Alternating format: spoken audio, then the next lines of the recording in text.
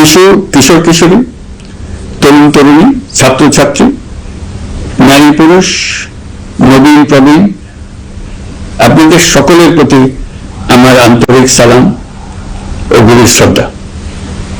আসসালামু আলাইকুম। শুরুতেই আমি দেশের সবাইকে শুভেচ্ছা জানাচ্ছি।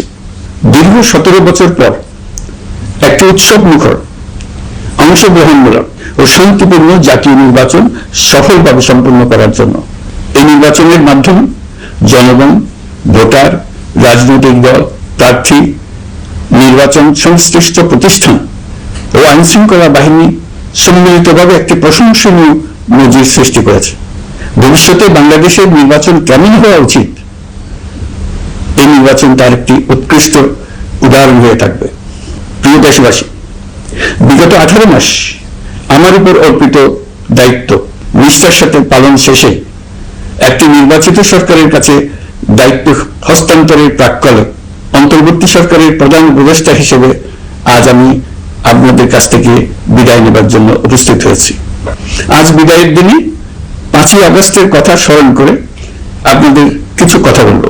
কি মহামুক্তির দিন ছিল সেদিনটি, সে কি আনন্দের দিন। বাংলাদেশিরা দেশে বিদেশে যে যেখানে ছিল আনন্দে চোখের পানি ফেলেছিল। দৈত্যের গ্রাস থেকে তরুণ ছাত্রছাত্রীরা দেশকে বের করে এনেছে, দেশ মুক্ত হয়েছে। কিন্তু দেশ সম্পূর্ণ অচল। এই অচল দেশটিকে কিভাবে সচল করা যাবে সেটা ছিল সবার মনে। অভ্যুত্থানের ছাত্র নেতারা ঠিক করলো দেশকে সচল করার জন্য একটি সরকার লাগবে। সরকার গঠন ও চালাবার জন্য তারা আমাকে খবর দিল। আমি তখন বিদেশে, আমি দায়িত্ব নিতে রাজি না। তারা জাতির প্রতি কর্তব্য পালনের কথা বলে আমাকে রাজি করালো। 18 মাস পর এখন আমার যাওয়ার পালা। আমি আজ আমার কাজ হতে বিদায় নিতে আপনাদের সামনে এসেছি। আমাদের প্রথম কাজ ছিল দেশকে সচল করা। এটি ছিল সবচেয়ে কঠিন কাজ। যারা দেশকে লুটে পুটে খেত তারাই দেশের এই যন্ত্র চালাতো। তাদের একান্ত অনুগত লোকজন নিয়ে অভ্যুত্থানের সঙ্গে সঙ্গে সবাই পালিয়ে গেছে। বড় কর্তা পালিয়েছে, মাঝারি কর্তা পালিয়েছে, অন্যরা ভোল পাল্টিয়েছে অথবা আত্মগোপনে চলে গেছে। কেউ নানাজনের সুপারিশ নিয়ে আসছে, তারা অভ্যুত্থানের গোপন সৈনিক ইত্যাদি। সরকারের ভেতর যারা পালিয়ে যাননি তাদের মধ্যে কাকে বিশ্বাস করবেন, কাকে বিশ্বাস করবেন না, এটি মহাসংকট হয়ে দাঁড়ালো। যতই মৃতদেহের অঙ্গ প্রত্যঙ্গবিহীন দেহের সন্ধান আসছিল ততই তারা চিহ্নিত হচ্ছিল। সেই থেকে 18 মাস চলে গেছে। অবশেষে 12ই ফেব্রুয়ারি আসলো। 1.5 যুগ পরে দেশে একটি জাতীয় নির্বাচন এবং ব্যাপক সাংবিধানিক পরিবর্তনের জন্য সর্বসম্মত জুলাই সনদের উপর গণভোট অনুষ্ঠান হলো। এই নির্বাচনে উৎসব মুখর পরিবেশ, দেশের সর্বত্র একটা ঈদের পরিবেশ ছিল যা আমাদের ইতিহাসে স্মরণীয় হয়ে থাকবে। এই প্রতিদ্বন্দ্বিতামূলক নির্বাচনে যারা জয়ী হয়েছেন তাদের আমি অভিনন্দন জানাচ্ছি। যারা পরাজিত হয়েছেন তাদেরকে আমি অভিনন্দন জানাচ্ছি। হার জিতে হলো গণতন্ত্রের সৌন্দর্য। যারা জয়ী হয়েছেন তারা মোট ভোটের প্রায় অর্ধেক পেয়েছেন। যারা জয়ী হতে পারেননি তারা মোট ভোটের অর্ধেক পেয়েছেন। যারা জয়ী হতে পারেননি তারা এই জন্য আশ্বস্ত হবেন যে প্রায় অর্ধেক ভোটার আপনাদের উপর আস্থা রেখেছে।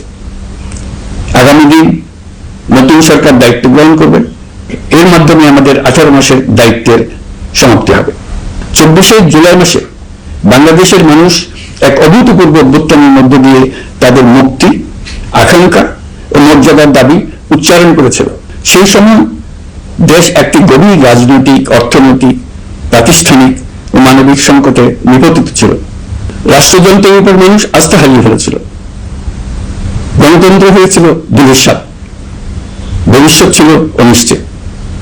ঠিক সেই সংকটময় সময়ে আমাকে আহ্বান জানানো হয়েছিল একটি লক্ষ্য সামনে রেখে বাংলাদেশকে আবার স্বাভাবিক জীবনে ফেরানোর জন্য 3টি দায়িত্ব দেওয়া হয়েছিল: সংস্কার, বিচার এবং নির্বাচন। আমি ও আমার সহকর্মীরা সবাই আমরা সেই অঙ্গীকার রক্ষার চেষ্টা করে গেছি। কোথায় কতটুকু সাফল্য অর্জন করতে পেরেছি, কোথায় ব্যর্থ হয়েছি, সে বিচারের ভার আপনাদের উপর থাকলো। আমাদের প্রচেষ্টায় কোনো ঘাটতি ছিল না। আমরা নারীরা মানবতা বিরোধী অপরাধ, দুর্নীতি ও নিয়মের বিচার প্রক্রিয়াকে রাজনীতি ও প্রতিশোধের ঊর্ধ্বে রেখেছে। আমরা ভঙ্গুর প্রতিষ্ঠানগুলোর প্রশাসনিক, বাণিজ্যিক, আর্থিক সংস্কারে হাত দিয়েছি, যাতে ভবিষ্যতে কোন সরকার জনগণের ইচ্ছার বিরুদ্ধে নিজেকে স্থাপন করতে না পারে। আর সর্বোপরি আমরা একটি উৎসবমুখর, অবাধ, নিরপেক্ষ, শান্তিপূর্ণ, পরিচ্ছন্ন ও বিশ্বাসযোগ্য জাতীয় নির্বাচনের আয়োজন করেছি, যার মাধ্যমে জনগণ আবার তাদের ভোটাধিকার ফিরে পেয়েছে। এই নির্বাচন কেবল একটা ক্ষমতা হস্তান্তরের প্রক্রিয়া নয়, এটি বাংলাদেশের গণতান্ত্রিক ব্যবস্থার নতুন অভিযাত্রার সূচনা, নতুন বাংলাদেশের জন্ম। এই অর্জনের পেছনে যারা ছিলেন, জুলাইয়ে রাস্তায় নেমে আসা প্রতিবাদকারী তরুণ তরুণীরা, সেই সাহসী মানুষগুলো, শহীদ আহতরা, তাদের প্রতি আমি গভীর শ্রদ্ধা ও কৃতজ্ঞতা জানাচ্ছি।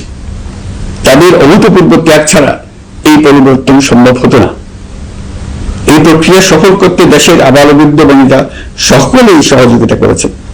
প্রাতিষ্ঠানিক দিক থেকে দেশের রাজনৈতিক দলসমূহ, নির্বাচন কমিশন, সকল আইন শৃঙ্খলা বাহিনী, সশস্ত্র বাহিনী, সরকারি কর্মকর্তা কর্মচারী ও প্রশাসনের প্রতিটি স্তরের সদস্যরা আন্তরিক সহযোগিতা করেছেন। আপনাদের প্রতি আমার আন্তরিক কৃতজ্ঞতা রইল। আপনাদের ধৈর্য, পেশাদারিত্ব ও আস্থার উপর ভর করেই এই পথ চলা সম্ভব হয়েছে। প্রিয় দেশবাসী, 24-এর গণঅভ্যুত্থানের সময় দেয়ালে দেয়ালে তরুণরা যে নতুন বাংলাদেশের স্বপ্ন এঁকেছিলেন, তার কেন্দ্রে ছিল প্রাতিষ্ঠানিক সংস্কার। সেই প্রত্যাশা বাস্তবায়নে অন্তর্বর্তী সরকার প্রায় 130টি নতুন আইন ও সংশোধনী প্রণয়ন করেছে এবং প্রায় 600টি নির্বাহী আদেশ জারি করেছে, যার প্রায় 84% ইতিমধ্যে বাস্তবায়িত হয়েছে। এই সংস্কার সমূহ নাগরিক অধিকারকে সংহত করেছে, বিচার ব্যবস্থাকে শক্তিশালী করেছে এবং গুম, খুন ও বিচার বহির্ভূত হত্যার সংস্কৃতি যেন আর কখনো ফিরে না আসে সেটা নিশ্চিত করেছে। আমরা দায়িত্ব গ্রহণের সময় দেশের আইন শৃঙ্খলা পরিস্থিতি ছিল অত্যন্ত ভঙ্গুর। থানাগুলো ছিল পুলিশ শূন্য, জনগণের মধ্যে আস্থার বদলে ভয় ও শঙ্কা তৈরি হয়েছিল। ধাপে ধাপে আমরা সেই অবস্থার পরিবর্তন ঘটিয়েছি। আজ পুলিশ আর মারণাস্ত্র ব্যবহার করে না, বেআইনিভাবে কাউকে তুলে নিয়ে যায় না, বন্দুক যুদ্ধের নামে হত্যা করে না, পুলিশ ও গোয়েন্দা বাহিনীর ভয়ে কাউকে ডিলিট বাটন চাপতে হয় না।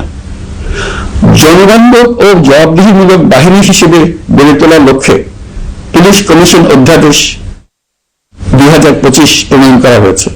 বিচার বিভাগকে স্বাধীন ও শক্তিশালী করতে পৃথক সচিবালয় গঠন, বিচারক নিয়োগের স্বচ্ছ কাঠামো এবং দেওয়ানি ও ফৌজদারি আইনে যুগান্তকারী সংস্কার করা হয়েছে। সেপারেশন অব জুডিশিয়ারির জন্য মাজদার হোসেন মামলার রায় আমরা বাস্তবায়ন করে গেলাম। গুমকে মানবতার বিরুদ্ধে অপরাধ হিসেবে স্বীকৃতি দিয়ে আন্তর্জাতিক অপরাধ ট্রাইব্যুনাল আইন সংশোধন করা হয়েছে। বিচার প্রক্রিয়াকে স্বচ্ছ করতে রায় সরাসরি সম্প্রচারের সুযোগ, বিদেশি আইনজীবী নিয়োগ এবং অন্তর্বর্তী আপিলের বিধান যুক্ত করা হয়েছে। বাংলাদেশ যেন আর কখনো মানবাধিকারহীন রাষ্ট্রে পরিণত না হয় সেই লক্ষ্যে জাতীয় মানবাধিকার কমিশন অধ্যাদেশ জারি করা হয়েছে এবং কমিশন গঠন করা হয়েছে। প্রিয় দেশবাসী, একটি সমাজ তখনই উন্নত হয় যখন তার নারীরা নিরাপদ, সম্মানিত ও সমান অধিকারপ্রাপ্ত। উন্নয়ন তখনই টেকসই হয় যখন নারীরা সিদ্ধান্ত গ্রহণে, অর্থনীতিতে, শিক্ষায় ও নেতৃত্বে সমানভাবে অংশ নিতে পারেন। যে নতুন বাংলাদেশের স্বপ্ন আমরা দেখছি, নারীদের অগ্রযাত্রা ছাড়া তার গড়ে তোলা সম্ভব নয়। নারী ও শিশু সুরক্ষা, যৌন হয়রানি প্রতিরোধ অধ্যাদেশ, পারিবারিক সহিংসতা প্রতিরোধের অধ্যাদেশ এবং নারী ও শিশু নির্যাতন দমন আইন সংশোধন করা হয়েছে। নতুন এসব আইনের মাধ্যমে কর্মক্ষেত্রে ও শিক্ষা প্রতিষ্ঠানে নারীদের হয়রানি প্রতিরোধ ও সুরক্ষা নিশ্চিত করার পথ সুগম করা হয়েছে। প্রিয় দেশবাসী, অভ্যুত্থান পরবর্তী এক উত্তাল সময়ে দেশকে ধীরে ধীরে স্বাভাবিক ধারায় ফিরিয়ে আনতে আমাদের সশস্ত্র বাহিনীর সৈন্যরা যে ধৈর্য, পেশাদারিত্ব ও দায়িত্ববোধের পরিচয় দিয়েছে, তার জন্য দেশবাসীর পক্ষ থেকে আমি তাদের প্রত্যেককে আন্তরিক ধন্যবাদ জানাচ্ছি। একই সঙ্গে বিশেষভাবে উল্লেখ করতে চাই, যখনই কোনো সংকটময় পরিস্থিতির উদ্ভব হয়েছে, তখনই দেশের রাজনৈতিক নেতৃত্ব আমাদের আহ্বানে তাৎক্ষণিকভাবে সাড়া দিয়েছেন এবং সহযোগিতার হাত বাড়িয়ে দিয়েছেন। এই পারস্পরিক দায়িত্ববোধ ও সংযমী দেশকে অস্থিরতার পথ থেকে স্থিতিশীলতার দিকে এগিয়ে নিতে সহায়ক হয়েছে। স্বৈরাচারের 16 বছরে এদেশের রাজনৈতিক নেতাকর্মীরা যে ভয়াবহ নিপীড়ন, মামলা, হামলা, গুম ও হত্যার শিকার হয়েছেন তা আমাদের জাতির জন্য গভীর বেদনাদায়ক শিক্ষা। এই অভিজ্ঞতা আমাদের স্মরণ করিয়ে দেয় যাতে ভবিষ্যতে আর কখনো কোনো জালেম মাথাচাড়া দিয়ে উঠতে না পারে, যেন আর কখনো ফেসিবাদ প্রতিষ্ঠিত না হয়, শত শত আইনভার সৃষ্টি না হয়, বিচার বহির্ভূত হত্যা ফিরে না আসে।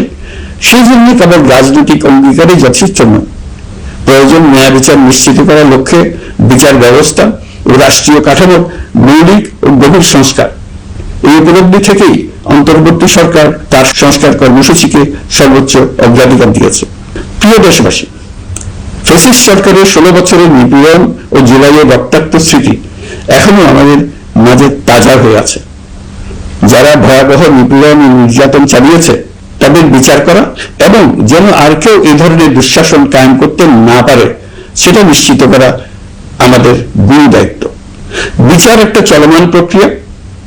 একাধিক ট্রাইব্যুনাল বর্তমানে সক্রিয়ভাবে কাজ করছে। ইতিমধ্যে একাধিক মামলার রায় ঘোষণা হয়েছে। আন্তর্জাতিক অপরাধ ট্রাইব্যুনাল ফেসিবাদের সময় দেশে যে গুমের সংস্কৃতি গড়ে উঠেছিল সেই ভয়াবহ মানবাধিকার লঙ্ঘনের বিচারও শুরু হয়েছে। বেশ কিছু মামলার বিচারিক কার্যক্রম এখন শেষের পথে। আমরা আশা করছি আগামী দিনগুলোতেও বিচারিক প্রক্রিয়া অত্যন্ত নিরপেক্ষ ও স্বচ্ছতার সঙ্গে এগিয়ে যাবে। প্রিয় দেশবাসী, অন্তর্বর্তী সরকারের সবচেয়ে বড় অর্জন জুলাই সনদ, যার ভিত্তিতে গণভোটে বিপুল সংখ্যাগরিষ্ঠতা তা বাস্তবায়নের সিদ্ধান্ত দিয়েছে দেশের মানুষ। জুলাই সনদের বাস্তবায়ন হলে ফেসিবাদ ফিরে আসার পথগুলো চিরতরে বন্ধ হয়ে যাবে। আশা করব এটা নির্ধারিত সময় সীমার মধ্যেই বাস্তবায়ন হবে। অন্তর্বর্তী সরকারের ছোট বড় ভালো মন্দ অনেক কথা ভুলে গেলেও জুলাই সনদের কথা জাতি কখনো বলবে না। এই সনদ রচনা এবং গণভোটে পাশ করানোর জন্য আমি সকল রাজনৈতিক দল, সামাজিক সংগঠন, অধিকার রক্ষা প্রতিষ্ঠান যারা অক্লান্ত পরিশ্রম করেছে তাদের সবাইকে আজ অভিনন্দন জানাচ্ছি। এই নির্বাচনে প্রথমবারের মতো প্রবাসীদের ভোট দেওয়ার সুযোগ সৃষ্টি করা হয়েছে। যখন একজন ভোটার গর্ব করে এই নির্বাচন ও গণভোটে ভোট দেওয়ার অভিজ্ঞতা সোশ্যাল মিডিয়ায় বলে, তখন একজন নাগরিক হিসেবে আমি আনন্দ ধরে রাখতে পারি না। আমি আশা করি এই প্রক্রিয়ায় ভবিষ্যতে আরো অনেক বেশি প্রবাসীরা নিশ্চিন্তে অংশগ্রহণ করতে পারবে। প্রিয় দেশবাসী, আমরা দায়িত্ব গ্রহণের সময় অর্থনীতি ছিল বিপর্যস্ত, ব্যাংকিং ব্যবস্থা ভেঙে পড়েছিল, অর্থ পাচার ছিল লাগামহীন। আমরা রাজস্ব ব্যবস্থাপনা, করনীতি, মুদ্রা ব্যবস্থাপনা, আর্থিক খাতে কাঠামোগত সংস্কার এনেছি। তলাবিহীন অর্থনীতি আমাদের জন্য রেখে গিয়েছিল আগের ফেসিবাদী সরকার। কেন্দ্রীয় ব্যাংক বাণিজ্য ব্যাংককে ফতুর করে দিয়ে গেছে, $234 বিলিয়ন পাচার করে নিয়ে গেছে, বিশাল ঋণের বোঝা রেখে গেছে। এইসব আমাদের জানা কথা। আমরা যারা এই অর্থনীতি আবার চালু করার দায়িত্ব পেয়েছিলাম তারা দিশা খুঁজে পাচ্ছিলাম না। এখন যাবার সময় স্বস্তি পাচ্ছি যে আমরা অবস্থার মোকাবেলা করতে পেরেছি এবং নতুন অর্থনৈতিক বুনিয়াদ রচনা করে রেখে যেতে পারছি। এখন আর পাওনাদাররা আমাদের তাড়া করতে আসবে না। আন্তর্জাতিক লেনদেনে আমরা চোখে অন্ধকার দেখব না। আমাদের রিজার্ভের পরিমাণ এখন $34 বিলিয়ন। আমাদের দেশপ্রেমিক প্রবাসী ভাই বোনদের রেমিটেন্সের টাকায় এই রিজার্ভ ক্রমেই বাড়ছে। নিত্য প্রয়োজনীয় পণ্যের দাম নিয়ন্ত্রণে সরবরাহ বৃদ্ধি করা হয়েছে। টিসিবির কার্যক্রম সম্প্রসারিত হয়েছে। বাজার তদারকি ও মজুতদারির বিরুদ্ধে কঠোর ব্যবস্থা নেওয়া হয়েছে। এর ফলে খাদ্য মূল্যস্ফীতি উল্লেখযোগ্যভাবে কমেছে। শ্রমিক অধিকারকে মানবাধিকারের অংশ হিসেবে বিবেচনা করে আন্তর্জাতিক শ্রম সংস্থার গুরুত্বপূর্ণ কনভেনশন সমূহ অনুসমর্থন করা হয়েছে, যা কর্মক্ষেত্রে শ্রমিকের নিরাপত্তা ও মর্যাদা নিশ্চিত করবে। যুগান্তকারী নতুন শ্রম আইন প্রণয়ন করা হয়েছে। প্রবাসীরা আমাদের অর্থনীতির প্রাণশক্তি। তাদের সুরক্ষা ও কল্যাণে আইন সংশোধন, বিদেশে আইনি সহায়তা, নতুন শ্রম চুক্তি এবং দক্ষতা উন্নয়ন প্রকল্প গ্রহণ করা হয়েছে। বন্দর ব্যবস্থাপনা বিনিয়োগ কাঠামোতে আমূল সংস্কারের মাধ্যমে ইউরোপীয় সর্ববৃহৎ বিনিয়োগ সহ একাধিক কৌশলগত প্রকল্প এগিয়েছে। ব্লু ইকোনমির সম্ভাবনা কাজে লাগাতে গভীর সমুদ্র বন্দর, মৎস্য ও আধুনিক টাউনশিপ উন্নয়নে নতুন কর্তৃপক্ষ গঠন করা হয়েছে। প্রিয় দেশবাসী, পররাষ্ট্র পররাষ্ট্রনীতিতে বাংলাদেশের সার্বভৌমত্ব, জাতীয় স্বার্থ ও দেশের মর্যাদা, এই তিনটি মূল ভিত্তি আমরা দৃঢ়ভাবে পুনরুদ্ধার করতে সক্ষম হয়েছি। নতজানু পররাষ্ট্রনীতি কিংবা অপর দেশের নির্দেশনা ও পরামর্শ নির্ভর বাংলাদেশ এখন আর নয়। আজকের বাংলাদেশ নিজের স্বাধীন স্বার্থ রক্ষায় আত্মবিশ্বাসী, সক্রিয় ও দায়িত্বশীল। বিশ্বের সকল দেশের সঙ্গে পারস্পরিক সম্মান ও স্বার্থের ভিত্তিতে সম্পর্ক গড়ে তুলতে আমরা প্রতিশ্রুতিবদ্ধ। একই সঙ্গে ভারসাম্য বজায় রেখে ভবিষ্যতের জন্য প্রয়োজনীয় কৌশলগত সিদ্ধান্ত নিতে সক্ষম এমন একটি রাষ্ট্র হিসেবে বাংলাদেশ আজ নিজেকে প্রতিষ্ঠিত করেছে। রোহিঙ্গা সংকট আমাদের জাতীয় নিরাপত্তা, আঞ্চলিক স্থিতিশীলতা ও অর্থনীতির উপর একটা গুরুতর দীর্ঘস্থায়ী চাপ সৃষ্টি করে রেখেছে। দুঃখজনকভাবে দীর্ঘ সময় ধরে এই সংকট নিরসনে কোন কার্যকর সমন্বিত আন্তর্জাতিক উদ্যোগ দৃশ্যমান ছিল না। দায়িত্ব গ্রহণের পর আমরা আন্তর্জাতিক অঙ্গনে মৃতপ্রায় এই ইস্যুটিকে পুনরায় বিশ্ব মনোযোগের কেন্দ্রে নিয়ে আসতে সক্ষম হয়েছে। এই সংকটের গুরুত্ব অনুধাবন করে জাতিসংঘ আমাদের পাশে দাঁড়িয়েছে। জাতিসংঘের মহাসচিব নিজে বাংলাদেশ সফর করেছেন এবং সমস্যার টেকসই সমাধানের সহায়তার অঙ্গীকার ব্যক্ত করেছেন। আমার অনুরোধে জাতিসংঘে রোহিঙ্গা বিষয়ে বিশেষ সভা অনুষ্ঠিত হয়েছে। প্রিয় দেশবাসী, দীর্ঘ ফ্যাসিবাদী শাসনামলে বাংলাদেশের সশস্ত্র বাহিনীর সক্ষমতা ও আধুনিকীকরণের বিষয়টি পরিকল্পিতভাবে উপকৃত ছিল। আমরা অল্প সময়ের মধ্যেই সেই অবস্থার মৌলিক পরিবর্তনের সূচনা করতে পেরেছি। দায়িত্ব গ্রহণের পর থেকেই বর্তমান সরকার সশস্ত্র বাহিনীর সক্ষমতা বৃদ্ধি, আধুনিকায়ন এবং যে কোনো ধরনের আগ্রাসন কার্যকরভাবে মোকাবেলার জন্য সশস্ত্র বাহিনীকে উপযোগী করে গড়ে তোলাকে অগ্রাধিকার দিয়েছে। সশস্ত্র বাহিনীর প্রতিরক্ষা সক্ষমতা বৃদ্ধি একটি ব্যয়বহুল প্রক্রিয়া হলেও বর্তমান বৈশ্বিক বাস্তবতায় বহির্বিশ্বের সম্ভাব্য হুমকি ও আগ্রাসন মোকাবেলার জন্য এর কোন বিকল্প নেই। এই বাস্তবতা বিবেচনা নিয়ে অন্তর্বর্তী সরকার তার সীমিত মেয়াদের মধ্যে সেনাবাহিনী, বিমান বাহিনী ও নৌবাহিনীর সক্ষমতা বৃদ্ধিতে যুগান্তকারী পদক্ষেপ গ্রহণ করেছে। আমি দৃঢ়ভাবে বিশ্বাস করি এই উদ্যোগগুলোর ধারাবাহিকতা ভবিষ্যতের নির্বাচিত গণতান্ত্রিক সরকার সমূহ অব্যাহত রাখবে, যাতে বাংলাদেশের জাতীয় নিরাপত্তা, স্বাধীনতা, সার্বভৌমত্ব, আঞ্চলিক অখণ্ডতা দীর্ঘমেয়াদে নিশ্চিত করা যায়। প্রিয় দেশবাসী, বাংলাদেশ এখন কেবল সংকট থেকে উত্তরণের গল্প নয়, বাংলাদেশ আজ অমিত সম্ভাবনার দেশ। আমাদের ছেলে মেয়েরা অসীম সম্ভাবনা নিয়ে জন্মায়। এটি সাহসী, সৃজনশীল, উদ্যমী তরুণদের দেশ। তাদের দরকার উপযুক্ত শিক্ষা, বিশ্বমানের প্রশিক্ষণ এবং এমন একটি রাষ্ট্র ব্যবস্থা যেখানে মেধা ও পরিশ্রম ও সততার মূল্য আছে। সারা বিশ্বে অর্থনৈতিক কর্মকাণ্ড পরিচালনায় প্রতি বছর বিপুল সংখ্যক দক্ষ, কর্মঠ, শৃঙ্খলাবদ্ধ কর্মীর প্রয়োজন তৈরি হচ্ছে, আর বাংলাদেশে আছে কর্মক্ষম বিপুল তরুণ সম্প্রদায়।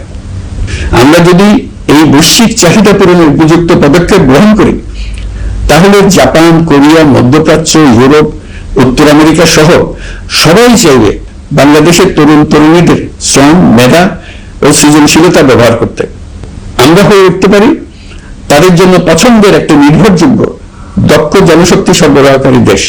আমাদের খোলা সমুদ্র কেবল ভৌগোলিক সীমারেখা নয়, এটি বাংলাদেশের জন্য বিশ্ব অর্থনীতির সঙ্গে যুক্ত হওয়ার উন্মুক্ত দরজা। নেপাল, ভুটান ও সেভেন সিস্টার্সকে নিয়ে এই অঞ্চলে অর্থনৈতিক সমৃদ্ধির বিশাল সম্ভাবনা রয়েছে। অর্থনৈতিক অঞ্চল, বাণিজ্যিক চুক্তি ও শুল্কমুক্ত বাজারে প্রবেশের সুযোগের মধ্য দিয়ে এই অঞ্চলে একটি বৈশ্বিক উৎপাদন কেন্দ্র হিসেবে গড়ে ওঠার শক্তিশালী ভিত্তি প্রতিষ্ঠিত হবে। আমাদের বন্দরগুলোর দক্ষতা আন্তর্জাতিক পর্যায়ে নেবার জন্য সেরা আন্তর্জাতিক বন্দর পরিচালনা কোম্পানির সঙ্গে চুক্তির কাজে আমরা অনেক এগিয়ে এসেছি। এই দক্ষতা বাড়াতে না পারলে আমরা অর্থনৈতিক অর্জনে পিছিয়ে যাব। প্রিয় দেশবাসী, সম্প্রতি বাংলাদেশের সঙ্গে যুক্তরাষ্ট্রের একটি গুরুত্বপূর্ণ দ্বিপাক্ষিক বাণিজ্য শুল্ক চুক্তি সম্পন্ন হয়েছে। এই চুক্তি কেবল একটা বাণিজ্যিক সুবিধা নয়, এটি বাংলাদেশের অর্থনীতি, কর্মসংস্থান, শিল্পায়ন এবং আন্তর্জাতিক কূটনৈতিক অবস্থানকে দীর্ঘমেয়াদী শক্তিশালী করার জন্য একটি কৌশলগত ভিত্তি হিসেবে কাজ করবে। এই চুক্তির ফলে যুক্তরাষ্ট্রের বাজারে বাংলাদেশের জন্য প্রযোজ্য পারস্পরিক শুল্কভার রেসিপ্রোকাল ট্যারিফ 37% থেকে 19% কমে এসছে। এই চুক্তির একটা বিশেষ দিক হল যুক্তরাষ্ট্রে উৎপাদিত তুলা ও কৃত্রিম তন্তু ব্যবহার করে তৈরি পোশাক পণ্যে শূন্য পারস্পরিক শুল্ক সুবিধা, এটা একটা মস্ত বড় সুবিধা। এর মাধ্যমে যুক্তরাষ্ট্রের বাজারে শুল্ক সুবিধা পাওয়ায় বাংলাদেশি পোশাক আরো কম দামে যুক্তরাষ্ট্রে প্রবেশ করবে। যুক্তরাষ্ট্রের তুলা ব্যবহারের ফলে আমাদের সরবরাহ চেইন আরো বৈচিত্র্যময় ও স্থিতিশীল হবে। এটি বাংলাদেশের পোশাক শিল্পকে উচ্চ মূল্যের ও উন্নত মানের পণ্যের দিকে অগ্রসর হওয়ার সুযোগ করে দেবে। প্রিয় দেশবাসী, বাংলাদেশের অর্থনৈতিক ভবিষ্যৎ টেকসই, বৈচিত্র্যময় ও প্রযুক্তি নির্ভর করার লক্ষ্যে জাপানের সঙ্গে সম্পাদিত অর্থনৈতিক অংশীদারিত্ব চুক্তি একটি ঐতিহাসিক ও কৌশলগত অগ্রগতি। এই অংশীদারিত্বের একটি গুরুত্বপূর্ণ সুফল হল উৎপাদন ও রপ্তানির বহুমুখীকরণ। জাপানের সঙ্গে সহযোগিতার ফলে অটোমোবাইল যন্ত্রাংশ, ইলেকট্রনিক্স, রেলওয়ে সরঞ্জাম, গ্রিন টেকনোলজি এবং উচ্চ মূল্যের শিল্পপণ্যে বাংলাদেশ ধাপে ধাপে যুক্ত হতে পারবে। এতে আমাদের ঝুঁকি কমবে এবং বৈশ্বিক বাজারে বাংলাদেশের অবস্থান আরো শক্তিশালী হবে। পৃথিবীর শিল্পোন্নত দেশগুলো আমাদের দেশে বিনিয়োগ করবে শুধু জাপানি শুল্কমুক্ত রপ্তানির সুবিধা গ্রহণ করার জন্য। প্রিয় দেশবাসী, আমরা চীনের সাথে আমাদের উন্নয়ন সহযোগিতা গভীরতর করেছে। গত বছর মার্চে বেজিংয়ে চীনের প্রেসিডেন্ট শি জিনপিং এর সাথে বৈঠকে আমরা দুদেশের মধ্যকার কৌশলগত অংশীদারিত্বকে নতুন পর্যায়ে উন্নীত করার প্রত্যয় ব্যক্ত করেছে। ইতিমধ্যে তিস্তা নদীর সামগ্রিক ব্যবস্থাপনা ও পুনর্বাসন প্রকল্পের বিষয়ে উল্লেখযোগ্য অগ্রগতি হয়েছে। নীলফামারীতে 1000 শয্যার একটি আন্তর্জাতিক মানের হাসপাতাল তৈরিতে দুদেশ একমত হয়েছে। এই কাজটি আমরা এগিয়ে নিতে পেরেছি। আমরা এমন একটি বাংলাদেশ গড়ে তুলতে চাই যে বাংলাদেশ শুধু স্বল্প মূল্যের শ্রমনির্ভর অর্থনীতি নয়, বরং দক্ষতা ও প্রযুক্তি ও মূল্য সংযোজন ভিত্তিক অর্থনীতিতে রূপান্তরিত হবে। তবে আমি স্পষ্টভাবে বলতে চাই, এই সম্ভাবনা বাস্তবে রূপান্তরিত হলে 3টি বিষয়ের কোনো বিকল্প নেই: শিক্ষা, প্রশিক্ষণ এবং সততা। অতীতে রাষ্ট্রীয় ব্যবস্থাপনায় সীমাহীন দুর্নীতি, অসততা, অনিয়ম ও জালিয়াতিকে উৎসাহিত করা হয়েছিল। সেই সংস্কৃতি আমাদের পেছনে টেনে রেখেছিল, আমাদের বিশ্বাসযোগ্যতা ক্ষুণ্ণ করেছিল। নতুন বাংলাদেশকে সেই পথ থেকে সরে আসতে হবে। আমাদেরকে প্রতিজ্ঞাবদ্ধ হতে হবে নিয়ম মানা, প্রতিশ্রুতি রক্ষা, মান বজায় রাখা, রাষ্ট্রের প্রতিটি স্তরকে দুর্নীতিমুক্ত করা, স্বচ্ছতা ও দায়বদ্ধতা নিশ্চিত করা। প্রিয় দেশবাসী, আমরা শূন্য থেকে শুরু করিনি, শুরু করেছি মাইনাস থেকে। ধ্বংসস্তূপ পরিষ্কার করে প্রতিষ্ঠান দাঁড় করিয়ে তারপরে সংস্কারের পথ ধরেছে। আজ অন্তর্বর্তী সরকার বিদায় দিচ্ছে, কিন্তু গণতন্ত্র, জবাবদিহিতা, বাক স্বাধীনতা, অধিকার চর্চার যে ধারা শুরু হয়েছে তা যেন কখনো থেমে না যায়। আমরা রাষ্ট্রীয় দায়িত্ব ছেড়ে গেলেও নতুন বাংলাদেশ গড়ার সার্বিক দায়িত্ব আমার, আপনার, আমাদের সবার। আমাদের সকলের দায়িত্ব দেশকে সত্যিকারের গণতন্ত্র হিসেবে পরিস্ফুটিত করা। জুলাই গণঅভ্যুত্থান আমাদের জন্য এই দরজা খুলে দিয়েছে। আমরা যদি স্বপ্ন, আকাঙ্ক্ষা ও শক্তিকে বাঁচিয়ে রাখতে পারি, তবে বাংলাদেশের অগ্রযাত্রা কেউ থামাতে পারবে না। গণঅভ্যুত্থানে যারা প্রাণ দিয়েছে, শরীরের অঙ্গ হারিয়ে দুঃসহ জীবনযাপন করছে, যাদের লাশ পুড়িয়ে ফেলা হয়েছে, যাদের লাশ এখনো খুঁজে পাওয়া যাচ্ছে না, যারা অল্পের জন্য বেঁচে গেছে, তাদের সকলের আত্মত্যাগকে এই জাতি যেন কোনোদিন ভুলে না যায়। প্রতিটি রাষ্ট্রীয় সিদ্ধান্ত গ্রহণে আমরা যেন তাদের ছবি মনে রেখে সিদ্ধান্ত নিই। আমাদের পরবর্তী প্রজন্মকে ক্ষমতাবানদের কিভাবে নিয়ন্ত্রণে রাখতে হয় সেই শিক্ষাটি যেন দিয়ে যেতে পারে। ক্ষমতাবানদের ক্ষমতা মানুষকে কিরকম মনুষ্যত্বহীন করে তুলতে পারে সেটা জাতির ইতিহাসে ধরে রাখার জন্য আমরা পলাতক প্রধানমন্ত্রীর বাসস্থান গণভবনকে জাতীয় জুলাই স্মৃতি জাদুঘর হিসেবে প্রতিষ্ঠিত করে রেখে যাচ্ছি। এখানে আপনাদের স্মৃতি বাস্তব নমুনা সংরক্ষণ করে রাখা হয়েছে। জাদুঘর যখন জনসাধারণের জন্য খুলে দেওয়া হবে, তখন আপনি যেখানেই থাকুন, দেশে থাকুন, বিদেশে থাকুন, আমি অনুরোধ করব আপনি সপরিবারে একবার এসে কিছুক্ষণ জাদুঘরে কাটিয়ে যাবেন। প্রিয় দেশবাসী, আসুন আমরা এমন একটি বাংলাদেশ করি যেখানে সম্ভাবনা সীমাহীন আর স্বপ্নের কোনো সীমানা নেই। গত 18 মাসে ক্রমান্বয়ে এদেশের মানুষের মধ্যে গণতন্ত্র, একটি কল্যাণমূলক শাসন ব্যবস্থা, বাক স্বাধীনতা, ক্ষমতাকে প্রশ্ন করতে পারা, সমালোচনা করতে পারা, জবাবদিহিতায় আনতে পারার যে চর্চা শুরু হলো, উৎসবমুখর পরিবেশে নির্বাচন আয়োজন করে জনগণের অধিকার নিশ্চিত হলো, এই ধারা যেন কোনো রকমেই হাতছাড়া হয়ে না যায়। আমি বিশ্বাস করি বাংলাদেশের আপামর জনসাধারণ এবং সকল রাজনৈতিক পক্ষ ইস্পাত কঠিন ঐক্যের মাধ্যমে এই ধারাকে আগামী দিনগুলোকে রক্ষা করবে, সমৃদ্ধ করবে। অধিকারের বিষয়, দেশের স্বাধীনতা সার্বভৌমত্বের বিষয়, পরবর্তী প্রজন্মের জন্য একটি সুন্দর বাংলাদেশ গড়ে তোলার প্রত্যয়ে দৃঢ় থাকতে হবে। দলমত, ধর্ম, বর্ণ, নারী পুরুষ নির্বিশেষে সবাইকে আহ্বান জানাই একটি ন্যায়ভিত্তিক, মানবিক ও গণতান্ত্রিক বাংলাদেশ গড়ে তোলার সংগ্রাম অব্যাহত রাখতে। এই আহ্বান জানিয়েই আমি অত্যন্ত আশাবাদের সঙ্গে আজ আপনাদের কাছ থেকে বিদায় নিচ্ছি। দেশের শিশু, কিশোর কিশোরী, তরুণ তরুণী, ছাত্রছাত্রী, নারী পুরুষ, নবীন প্রবীণ, আমার দায়িত্ব থেকে বিদায় নেবার এই প্রাক্কালে আপনাদের সকলের প্রতি আন্তরিক ধন্যবাদ জানাচ্ছি। আমার জন্য দোয়া করবেন। মহান আল্লাহ আমাদের সকলের সহায় হন।